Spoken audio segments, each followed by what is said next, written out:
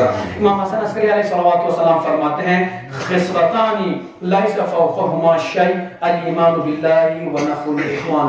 दो खसलतें ऐसी हैं जिनके ऊपर कोई चीज आगे जा नहीं सकती है। दो खसलतें ऐसी हैं जिनके ऊपर कोई चीज नहीं हो सकती। वो दो खसलतें क्या है?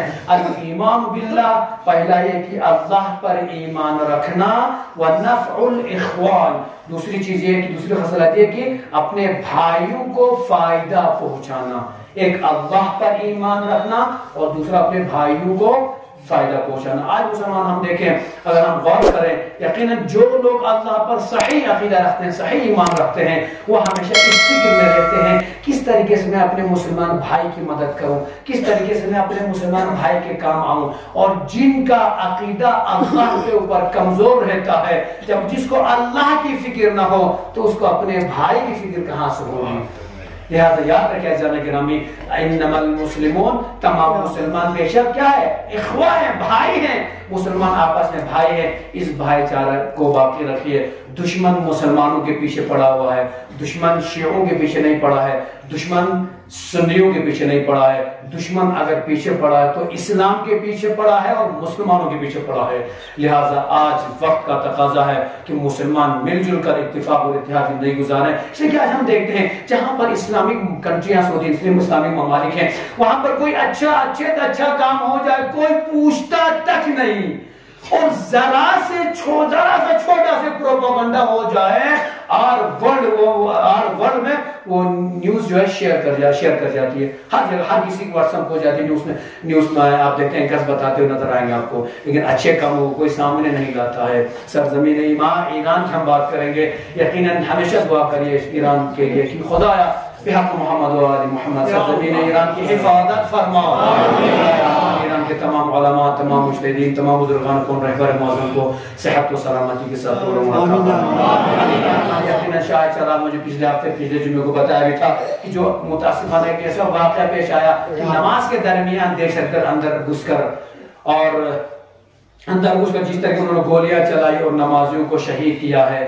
और देखिए ये एक बहुत बुरी चीज थी एक तरफ। दूसरी तरफ से जो ईरान की हुकूमत के खिलाफ जिस तरीके से जो चादरों वाली बात आई थी, लिबास वाली बात आ गई थी, लोग लड़कियों ने किस तरीके से एहतजाज कर दिया और एक लड़की को बेस बनाकर कितना प्रोपागेंडा फैलाया गया।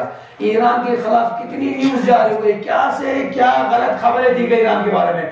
सिर्फ एक छोटी सी बात को लेकर, एक लड़की की मौत को लेकर, भैया हमारे हिंदुस्तान में ये दिन में 1000 मत कोई करने वाला नहीं है माशाल्लाह से। अब एक लड़की मौत क्या हो गई, पूरे ईरान को बदनाम कर दिया। और रहबर मौज़म की शान में जिस तरीके से गुस्ताखी की गई, कोई अली का चाहने वाला कभी बर्दाश्त नहीं कर सकता। गारत कर रहे हैं मुसलमानों को जो मुसलमान के नाम पे धप्पा हैं और हमारे मुश्तदीन बुजुर्गान कौम की बेहुरमती करते हैं। लिहाजा कहने का मकसद ये है, दुश्मन किस तरीके से पीछे पड़ा, दुश्मन की चाल को समझ लीजिए। रहबर मुअज़्ज़म को फरमाते हैं कि दुश्मन शिनास होना चाहिए, हमें दुश्मन की पहचान हमें होनी चाहिए। जब एक लड़की मर गई, उस न्यूज को इतना फैलाया गया, पूरे वर्ल्ड में ईरान को एक तरीके से बदनाम करने की कोशिश की गई।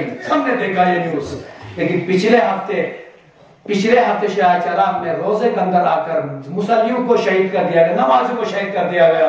और वो न्यूज इस तरीके से दबाई गई, किसी को पता भी नहीं चला। समझ सकते हो?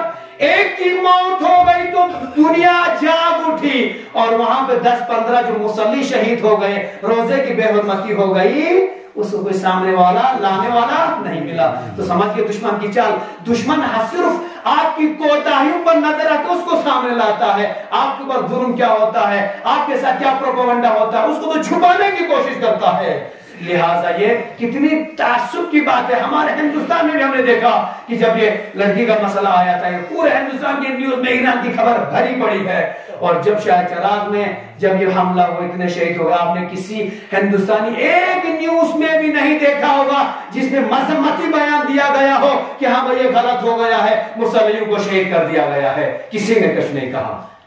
रहबर मौज़म की जब इस लड़की की तरफ से लोग आए और आकर रहबर मौज़म के फोटो की बेहुरमती की गई, पत्थर बरसाए गए रहबर मौज़म के फोटो पर, और जिस तरीके से बेहुरमती की गई उसको किसी ने सामने नहीं लाया। लेकिन लड़कियों को बाल काटते हुए सब ने अपनी हेडलाइन बना दी, अपनी खबर बना दी, दुपट्टे जलाते उसको हेडलाइन बना दी। तो कहने का मकसद है वो प्रोपेगेंडा को सामने लाते हैं, सच्चाई को कभी सामने नहीं लाते हैं। इसलिए मुसलमानों को जागने की जरूरत है।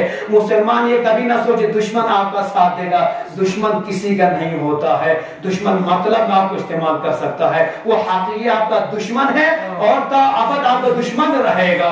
लिहाजा दुश्मन शिनाज बन जाइए, दुश्मनों के प्रोपेगेंडे में ना आ जाइए। आज अपने माशरे में भी जो लोग प्रोपेगेंडे फैलाते हैं, जो लोग मुसलमानों के दरमियान इंतशार फैलाते हैं, समझ लीजिएगा वो यकीनन वो दुश्मनों का एक दुश्मनों की तरफ से वो काम कर रहा है। लिहाजा उनके हरबे से बचने की जरूरत है, उनका साथ न दीजिए। जो भी मुसलमानों को तकसीम करने की बात करे उनका साथ न दीजिए। जहां पे इत्तेहाद की बात रहे वहां पर हमेशा कदम बढ़ाए, बिस्मिल्लाह कीजिए। खुदा हमेशा सही काम करने वालों का साथ देता है। लिहाजा अपनी बात को तमाम करते हुए दुआ करना चाहूंगा, खुदाया मोहम्मद